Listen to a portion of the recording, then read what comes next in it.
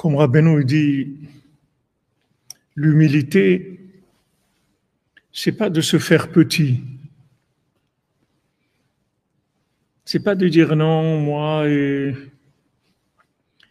comprends, je suis pas au niveau, je suis pas capable de ça ou de ça. C'est pas ça l'humilité. Rabbeinu dit ça, c'est le plus grand orgueil qui est. L'humilité, c'est d'être zéro à ses yeux. C'est ça l'humilité. C'est-à-dire d'être complètement inexistant dans sa réussite personnelle. Ça n'existe pas. Ma vie, elle n'existe pas. Même si je suis arrivé là où je suis arrivé, ça n'existe pas dans ma vie. C'est pas quelque chose qui est important. C'est important, c'est qu'on y arrive tous. C'est ça qui est important. On voit Moshe Rabbeinu dit, on apprend l'humilité de Moshe Rabbeinu. Qu'est-ce qu'il écrit, Moshe Rabbeinu? Il écrit lui-même dans la Torah. Ve'aish Moshe anav mikol Adam asher al pnei adama. Et l'homme Moshe, c'était l'homme le plus humble qu'il y avait sur terre. Maintenant, c'est lui qui écrit ça sur lui-même. Maintenant, quelqu'un qui voit ça, il va dire, mais c'est quand même orgueilleux d'écrire ça, que c'est l'homme le plus humble qu'il y a sur terre. Il écrit ça sur lui-même. Alors les gens, ils vont dire, comme on dit, mais pour qui il se prend? Il écrit sur lui-même qu'il est l'homme le plus humble. Parce que les gens, ils savent pas qu'est-ce que c'est quelqu'un qui n'existe pas. Ils savent pas ce que c'est. Nous, on connaît que des gens qui existent. Alors, des gens qui existent beaucoup, ils prennent beaucoup de place. Il y a des gens, ils existent un peu moins. Et il y a des gens qui n'existent pas beaucoup. Mais des gens qui n'existent pas du tout, on ne sait pas ce que ça veut dire. On ne sait pas ce que c'est. Donc, on ne peut pas comprendre comment quelqu'un, il peut écrire sur lui-même qu'il est l'homme le plus humble qu'il y a sur la terre. Il écrit sur lui-même ça, dans la Torah. Maintenant, il écrit pas ça, un graffiti sur un mur du métro. Non, il écrit dans la Torah. C'est-à-dire que c'est de l'éternité. Tout le monde va étudier ça. Tout le monde va vivre cette matrice-là. Et il écrit ça. Et il sent rien. Parce que c'est comme s'il parle de quelqu'un d'autre. Parce qu'il n'existe pas à ses yeux. Ça, on ne sait pas ce que ça veut dire. Ah non, Frédéric, on n'est pas tous pareils, du tout, du tout. C'est ça le charme du monde, c'est qu'on n'est pas tous pareils. On n'est pas tous pareils, du tout. Ça n'empêche pas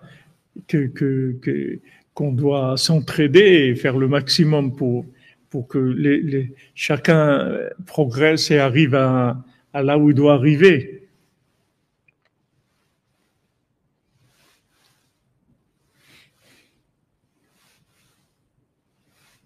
Et non, Frédéric, si on était tous pareils, on va s'ennuyer. Vous vous rendez compte, on est des photocopies, on va s'ennuyer. On est tous différents. On est tous différents. Mais c'est ça le charme du monde. Sinon, qu'est-ce qu'il y a dans ce monde? Si, comme dit des clonages, on est des clowns, un monde de clowns, qu'est-ce que c'est? Non. Voilà, vivre pour les autres, comme vous dites, Madame Evelyne. Mais vivre pour les autres en résultat d'une vision de soi-même qui est inexistante. C'est pas que je vis pour les autres parce que j'ai décidé de donner. C'est que je me vois pas. Je me vois pas. Je vois le besoin de la communauté, le besoin des autres. Je vois pas, je me vois pas. Je me vois pas. Il faut apprendre ça, il faut prier sur ça, parce qu'on ne sait pas ce que c'est. Parce qu'il n'y a pas des gens comme ça.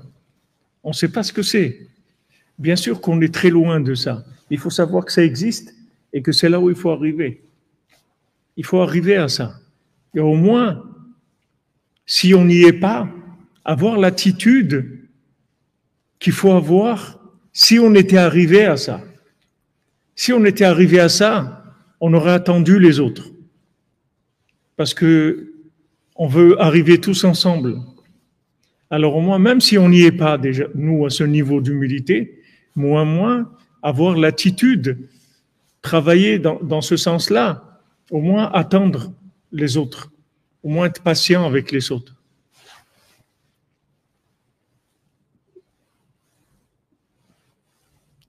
Mordechai, on peut arriver à cette madriga dans l'inclusion dans Rabbeinu. Tu peux arriver toutes les madrigotes.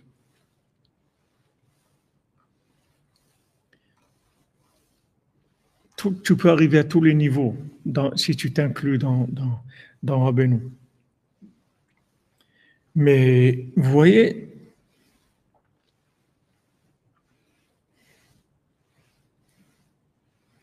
Afal piken hayu be'enehem kelo. Ils étaient à leurs yeux comme inexistants. C'est des gens qui n'avaient pas ils ne se sentaient pas exister eux-mêmes. Ils ne se considéraient pas eux-mêmes.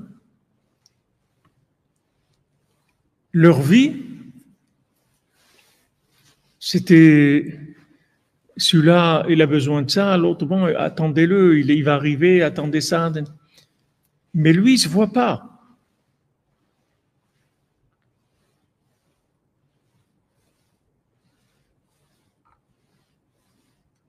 Amen.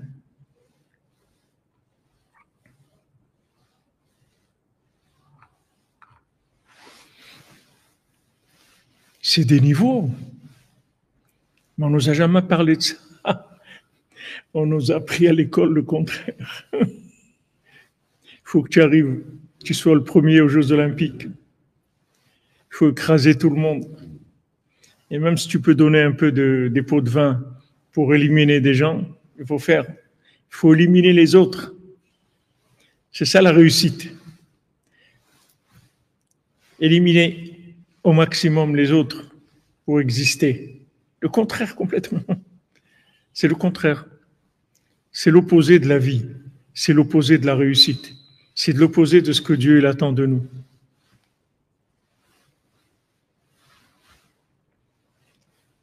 Vous voyez, mon cher Rabbeinu, la différence avec tous les autres tzadikim, avec Noach, avec Abraham Avinu, c'est que quand Hachem il parle à Noach, Noach il dit rien. Il dit rien. Mais ça qui dit rien, c'est pire que tout ce qu'il y avait. C'est pour ça qu'Hachem il l'a sauvé par besoin de cause, c'est-à-dire qu'il fallait qu'il reste quelqu'un. Qu'est-ce qu'on va faire? Il faut qu'il garde un modèle pour continuer. Alors il a gardé à lui. Mais Béhémet, les Amito, c'est le pire de tout. Et les Toldot Noach. Qu'est-ce que c'est la descendante de Noach? C'est Noach, c'est lui-même, c'est tout.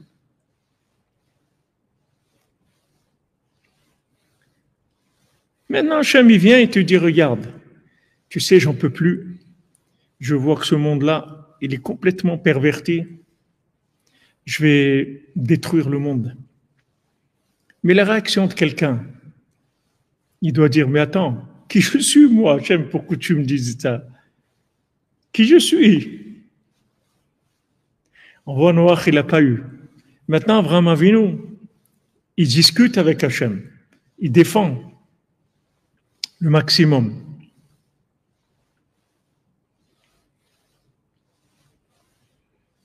Et il arrive et il dit, et s'il n'y a que 10 maintenant? Que 10 tzadikim? S'il n'y a que 10, alors Hachem il dit, je le sauverai pour les 10. Et quelqu'un, il a dit cette semaine à Chidouche sur ça, il a dit, je sauverai pour les 10, je sauverai pour les 10 Mizmorim du Tikkun HaKlali. S'il n'y a que 10, que le Tikkun HaKlali, alors je sauverai pour le Tikkun HaKlali, je sauverai. sauverait le monde pour Tikkun HaKlali. Au Hachem, on était 130 tout à l'heure. C'est même pas on est en train de faire des choses des avodot Hachem de milliardaires spirituels. On sait même pas ce qu'on fait. Maintenant, Avraham Avinu, il discute.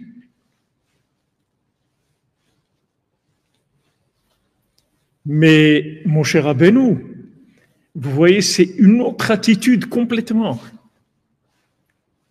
Pourtant, mon cher Rabbeinu, il a souffert du peuple plus que ce que Abraham il a souffert de Sdom, personnellement. Quelle souffrance il a eu personnelle de Sdom, Abraham Avinu. Tandis que mon cher Rabbeinu, il a souffert du peuple. Ils l'ont fait souffrir. Tout de suite, mon cher Rabbeinu, il dit, Hachem, il lui dit, regarde, je vais les éliminer, on continue. Il dit rien du tout. Tu m'effaces. Ou ensemble, ou rien. Si tu crois qu'on va continuer, toi et moi, quelque chose, il n'est pas question. Tu m'effaces. Tu m'effaces. Pourquoi? Parce que mon cher Rabbeinu, il n'existait pas à ses yeux. Tu ne pouvais pas lui dire, viens toi. Lui, ça n'existe pas. Lui, il est un rouage, un maillon dans la chaîne, c'est tout. Mais tu ne peux pas le sortir et dire, voilà, toi. Mais moi, ça n'existe pas, moi. Donc il dit à Hachem, non, tu m'effaces. Ouais, comme tu dis, Michael, c'est le poison du serpent. Tu vas exister. On ne sait pas ce que c'est, les amis. Mais Baruch Hashem, au moins, on sait que ça existe. Même si on ne sait pas ce que c'est, parce qu'on a été formaté dans ça. On nous a toujours appris, il faut que tu réussisses, il faut que tu deviennes quelqu'un, il faut que tu écrases les autres, il faut que tu sois le premier de la classe, il faut que tu sois le premier de la classe.